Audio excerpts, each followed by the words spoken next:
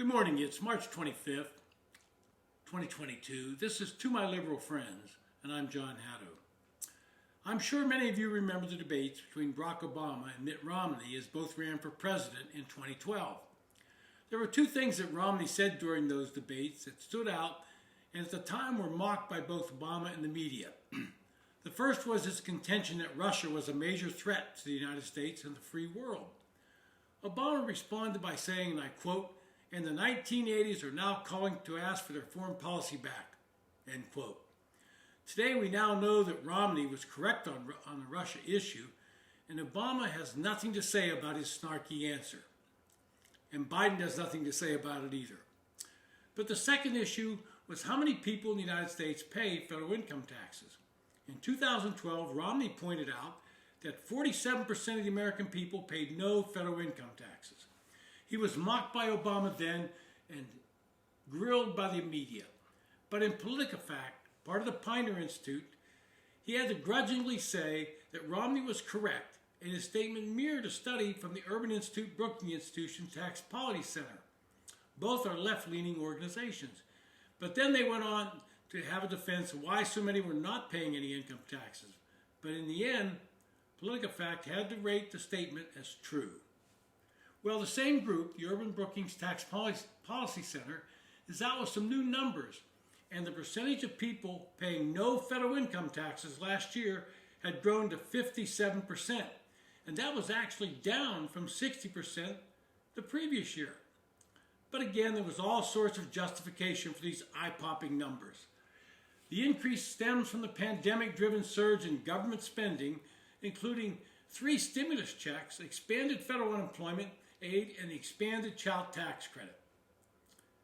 Because the stimulus checks were designed as refundable tax credits, they significantly reduced tax liability in both 20 and 21.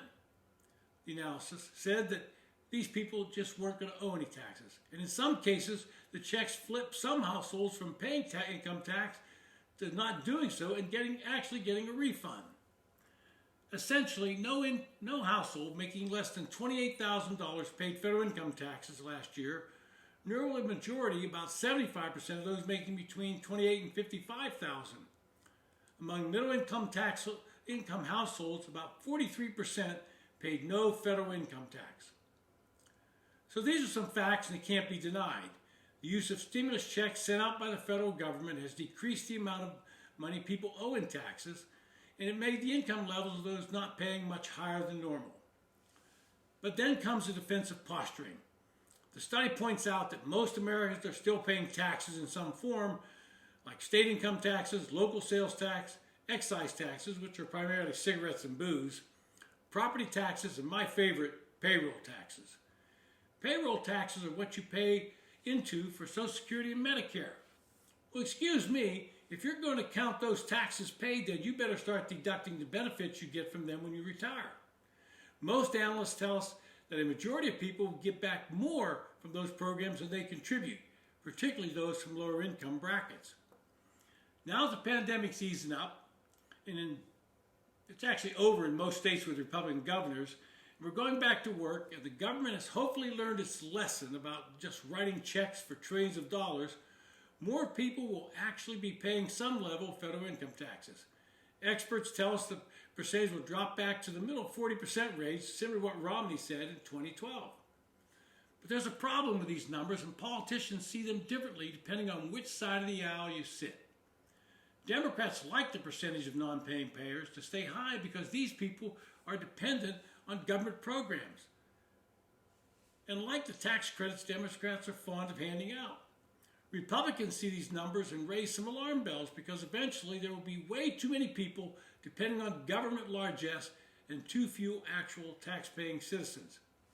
I can remember when one of my daughters and her husband were a young family. They had 3 children and they qualified at that time for the Earned Income Tax Credit. Basically, this is a program where if you're married and file a joint return and make less than $57,000, you get credits added to your tax return. And in many cases, you go from a taxpayer to someone getting a tax refund because the tax credits exceed the amount you owe. I will point out that my daughter, every year when they got that little tax refund, used to call me up and say, "Thank you, Dad," Thank you for paying taxes. Now throw in the child tax credits that Democrats want to expand and extend permanently, and more people fall into the non-payer status.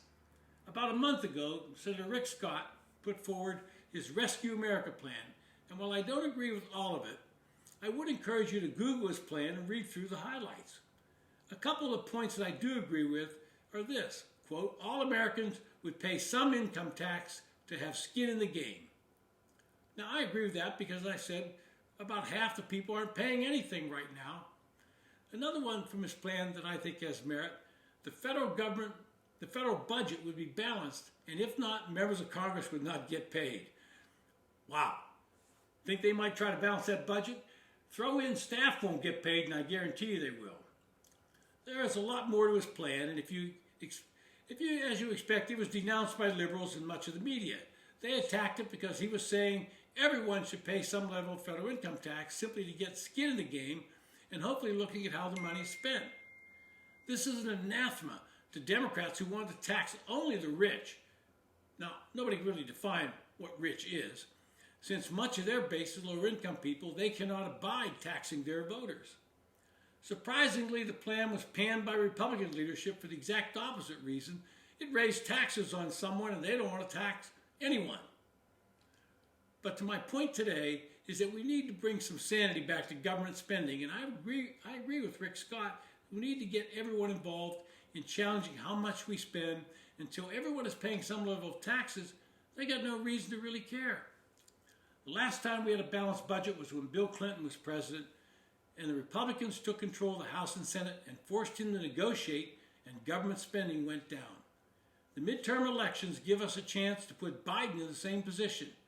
And if the Republicans can win the House and Senate, then perhaps we will see some real bipartisan negotiations going on, and we can bring home some fiscal sanity to our world. This has been To My Liberal Friends. Thanks for listening.